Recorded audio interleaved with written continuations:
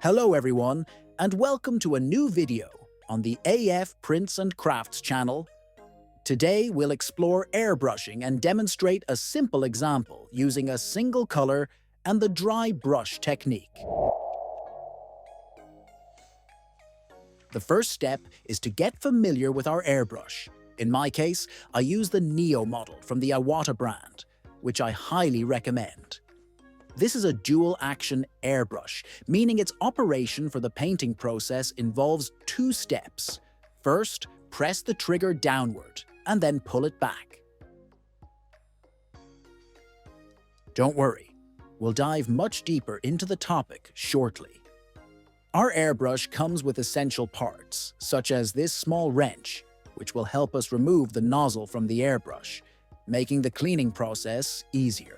Cleaning our airbrush is quite simple. We can easily disassemble it by removing the following parts: the color cup, the handle, the needle cap, the nozzle cap,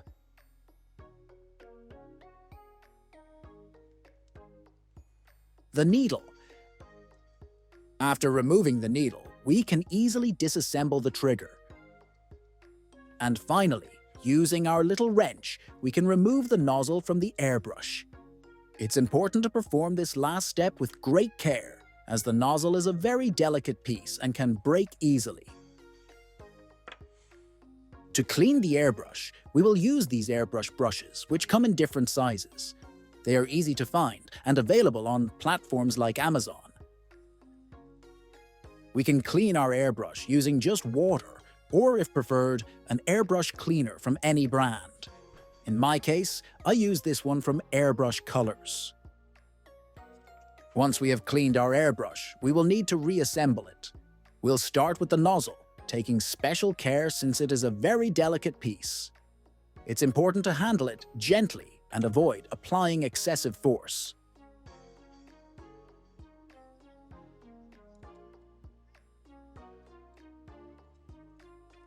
Next, we will proceed with the following parts: the nozzle cap, the needle cap, and then we will insert the trigger before the needle, as the needle passes through the trigger via the cavity designed for it. Now, we will carefully insert the airbrush needle and tighten the small nut to ensure that the needle stays in the correct position while using the airbrush. As the final step, we will simply place the handle and the color cup. I know it might seem a bit tedious and boring to go through all these steps, so we won't delve into the detailed use of each part of the airbrush. However, it's important to understand the basics of our airbrush to ensure proper use and extend its lifespan.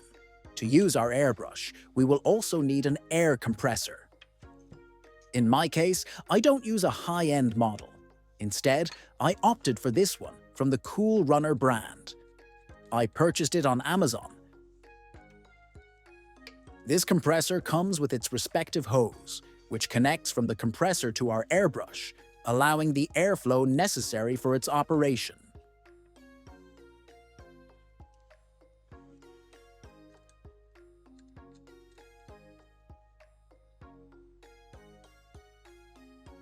This compressor comes with a valve to control the air pressure, which we can adjust if we want a stronger or weaker airflow. In my case, I don't usually change the air pressure, as I always keep the default setting. I prefer to control the pressure manually with my finger on the trigger, although the adjustment valve can be very useful in certain situations. Once the hose is connected from the compressor to the airbrush, we simply turn on the compressor, and we're ready to use the airbrush. Let's remember that when we press only the trigger on our airbrush, it will release air, but not paint. This is very important to keep in mind when painting. The paint will start to flow when we press the trigger and pull it backward. In this process, the pressure applied with our finger and how far we pull the trigger toward us will determine the paint flow. It is not advisable to pull the trigger all the way back with full pressure, especially when painting repeatedly over the same area, as this can result in excessively heavy paint application that may spread uncontrollably over the painted surface. Additionally, it will take longer to dry and may cause issues such as large clumps and imperfections in the finish. It is recommended to apply the paint with gentle pressure and move the trigger back smoothly. This will allow the paint to be applied more compactly and enable you to paint in even layers. Once again, if we apply excessive pressure on the trigger and pull it all the way back, the paint will come out in larger quantities, ruining the work we've done, as you can see here. If we want to paint finer details, we should bring the airbrush as close as possible to the surface. Additionally, it's important to apply gentle pressure, as being so close makes it easier to make mistakes and damage the work. Improving our control over the airbrush pressure and steadying our hand will take time, as it requires practice and patience. We shouldn't stress about it, but with practice, we will improve significantly. Don't worry. Here we will focus on practicing from the simplest to the most complex techniques, gradually getting used to using the airbrush. Another very important tip is to always maintain a proper distance between the airbrush and the surface you are painting. This will allow the paint to cover a larger area and create smoother, more diffused edges. Additionally, it is essential to paint in layers so that the paint dries faster and the finish remains even.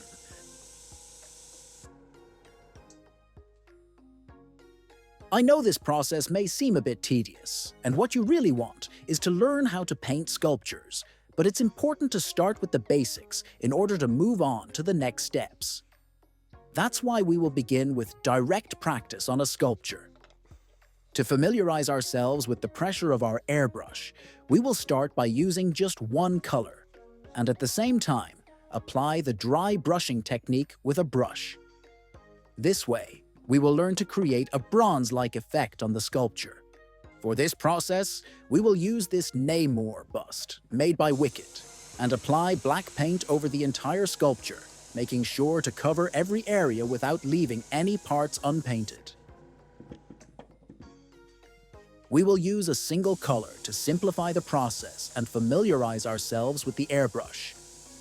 This approach allows for more freedom to make mistakes without ruining the paint job.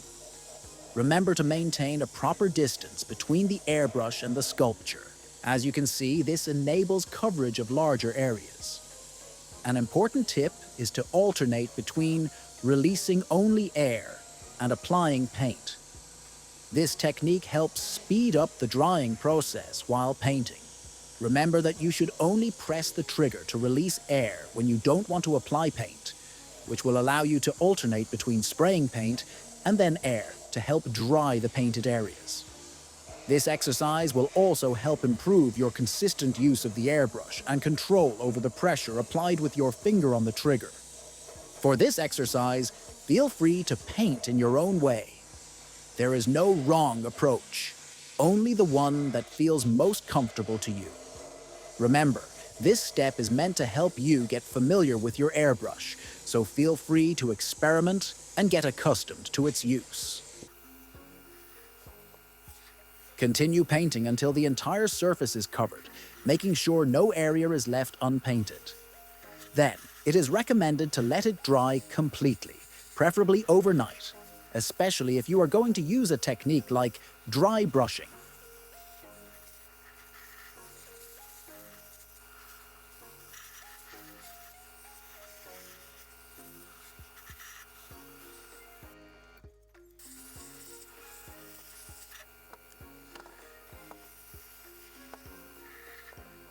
Once the paint is dry, the next step will be to use the dry brushing technique. For this step, we will use a metallic paint, which can be from any brand. In this case, I will be using the Royal Gold paint by Folk Art. We will simply apply a small amount of paint onto a piece of cardboard. As the name suggests, we will use the dry brushing technique. which means that when loading the brush with paint, we will remove all excess until it is almost completely dry, with very little paint left. Now, all that's left is to paint over our sculpture. This technique will highlight the details and even help emphasize certain features with greater definition, while leaving other areas unpainted, which will preserve the base color and maintain the shadows. For this reason, we use black as the base color. Metallic paints generally adhere better to a dark base, and there's no need to apply many layers over it. Since this is a large sculpture, I will use an even larger brush to cover the surface more effectively.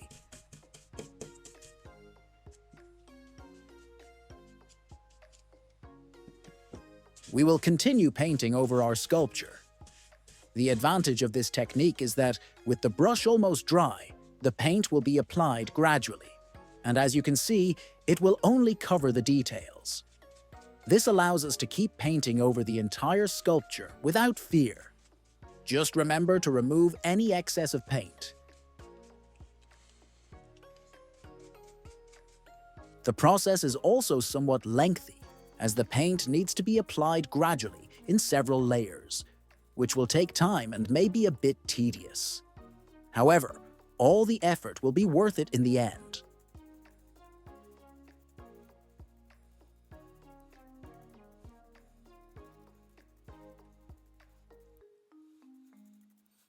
This is how we achieve the final result. As you can see, we only used one color with our airbrush and one color with our brush to apply the dry brushing technique, achieving this finish that will be very useful for future videos. I hope you enjoyed this short tutorial. In our next video, we will use two colors with the airbrush to keep practicing and progressing. In the meantime, I will leave you with some images of the final work.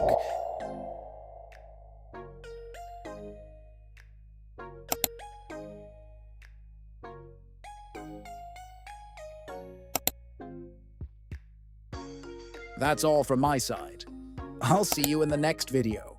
Remember to keep practicing, as that's how we will achieve great results.